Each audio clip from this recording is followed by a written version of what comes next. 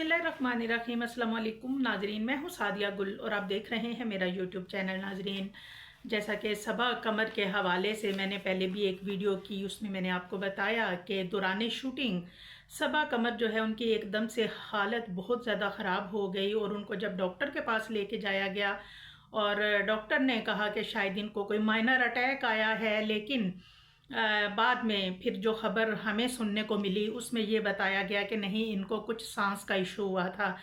और उसके बाद जो डॉक्टर्स हैं उन्होंने सबा कमर को ड्रामों में काम करने से मना कर दिया। उन्होंने कहा कि आप कोई भी ऐसा काम नहीं करेंगी कि जिससे आप का जो आप डिस्टर्ब हों या बॉडी के ऊपर या जहन के ऊपर कोई वज़न पड़े, लिहाजा आपने ऐसा करना है कि कंप्लीट बेड रेस्ट करना है। अब सबा कमर जो है उन्होंने काफ़ी सारे प्रोजेक्ट्स जो हैं वो साइन भी किए हुए हैं।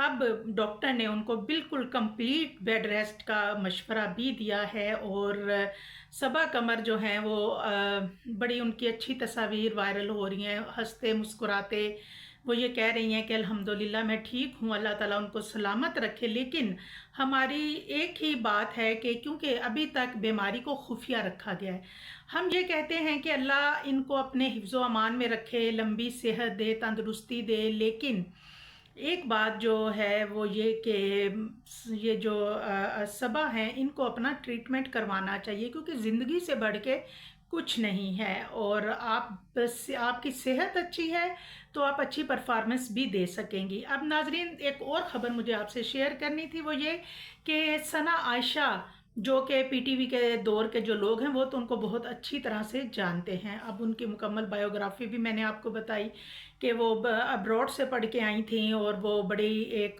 ज़माने में जब पीटीवी में ख़वातीन एंकर इतनी ज़्यादा नहीं हुआ करती थी, उन्होंने उस ज़माने में पीटीवी पे काम किया और बड़ा नाम कमाया। लेकिन जब वो आहिस्ता आहिस्ता शोहरत की बुलंदियों पे गई तो उनका बड़ा एक अजीब सा उनका बिहेवियर हो गया था। अक्सर वो सेट पे अपने जो मेकअप आर्टिस्ट हैं उन पे और अपने जो कैमरामैन वगैरह जो हैं उन पे चीखती चलाती हुई नज़र आती। एक जो ब्राइट लाइट ऑन करो कुछ इस तरह से उनका एक प्रोग्राम था जिसमें बैक कैमरा उनका बड़ा ही हाइपर एटीट्यूड सामने आया। लोगों ने इस पे बहुत तनकीद की कि ये जो खातून दुनिया के सामने आती हैं इतनी पोलाइट होती हैं, तो इनका बैक जो है वो इस कदर ख़तरनाक है, इनको बात करने की तमीज़ नहीं, ये किस तरह से चीखती चलाती हैं।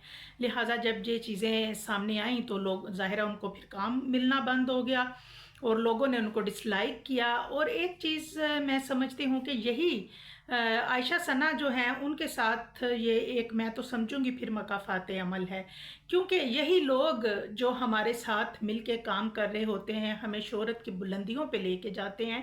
और वो इंसान नहीं होता जो किसी का एहसान भूल जाए।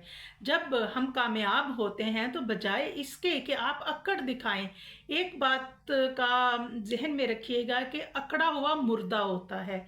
जो इंसान होता है, या आपने देखा कि एक सूखा दरख्त और एक फलदार दरख्त होता है। जो फलदार दरख्त होता है जिसको ज़्यादा फल लगा होता है उसकी टाहनियाँ झुकी हुई होती हैं। और जैसे जैसे इंसान को अल्लाह ताला शोहरत देते हैं तो इंसान को चाहिए कि वो अल्लाह के आगे आजिज़ होता जाए। एक परिंदे से आप सबक सीख लें कि जो एक परिंदा है जो जब वो आसमान की बुलंदियों पे उड़ता है तो उसकी गर्दन भी नीची होती है। तो लिहाजा कभी भी अपने आप को दूसरों से जो है वो बढ़ के ना समझें। हमेशा अगर अल्लाह ने आपको शोहरत दी है तो आप अपने से जो छोटे लोग हैं उनके साथ अच्छा रवैया रखें, ताकि आपको हमेशा अच्छे अल्फाज से याद किया जाए। दुआओं में याद रखिएगा। अल्लाह हाफ़िज़।